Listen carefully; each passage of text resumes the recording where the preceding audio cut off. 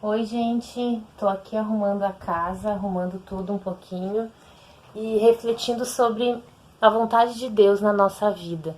Eu acho que quando a gente se converte, a gente pensa em fazer o que Deus planejou para nossa vida, seguir a vontade dele, servir ele no ministério e cumprir um propósito. Eu andei refletindo nesses últimos meses sobre qual é o meu propósito. Eu acho que a gente pensa nisso frequentemente e a gente precisa estar sempre reavaliando. E Deus me levou à história de Davi. Davi, nós conhecemos ele como um grande rei, né? 1 Samuel e 2 Samuel conta toda a história de Davi. É muito interessante ler porque cada capítulo é uma lição, cada versículo é uma lição. E nós conhecemos Davi como um grande rei, como aquele que matou Golias, o gigante que ninguém tinha coragem de matar.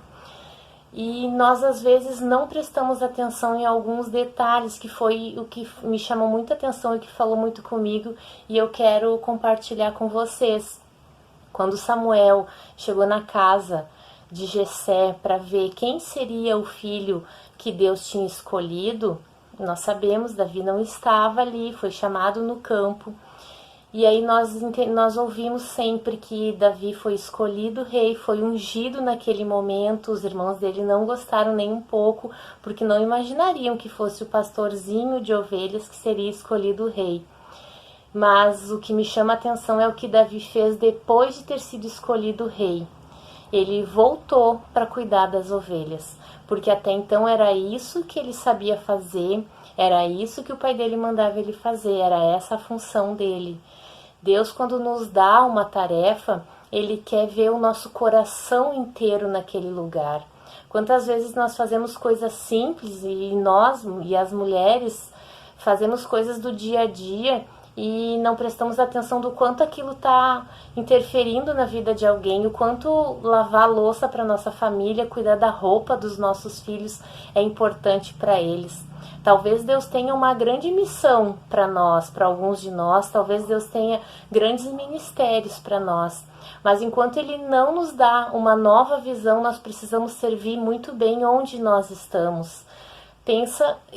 Me chama muita atenção a história da Maria. Maria, a grande missão na vida dela foi ser mãe de Jesus.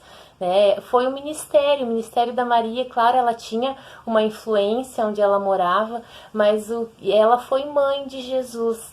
E muitas vezes Deus nos dá um grupo pequeno de pessoas para cuidar. De repente tu tem uma célula que tu está cuidando. De repente é a tua família nesse momento que Deus quer que tu cuide.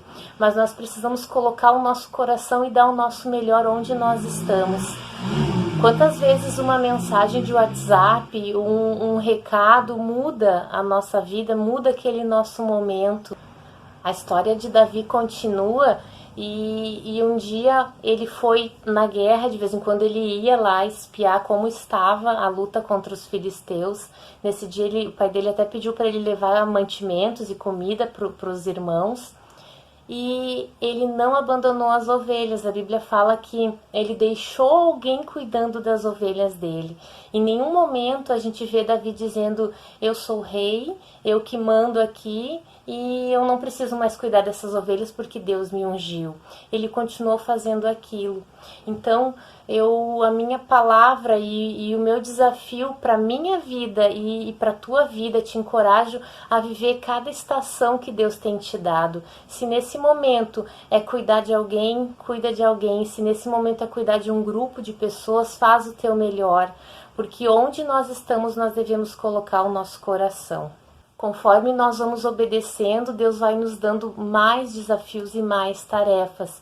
E por último eu quero encerrar lendo 1 Samuel 18:14, que diz: Davi lograva bom êxito em todos os seus empreendimentos, pois o Senhor era com ele.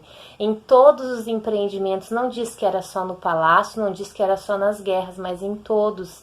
E aí nós vemos tantas coisas erradas que Davi também fez, mas o estar com o coração em Deus é errar e voltar atrás, é errar e se arrepender.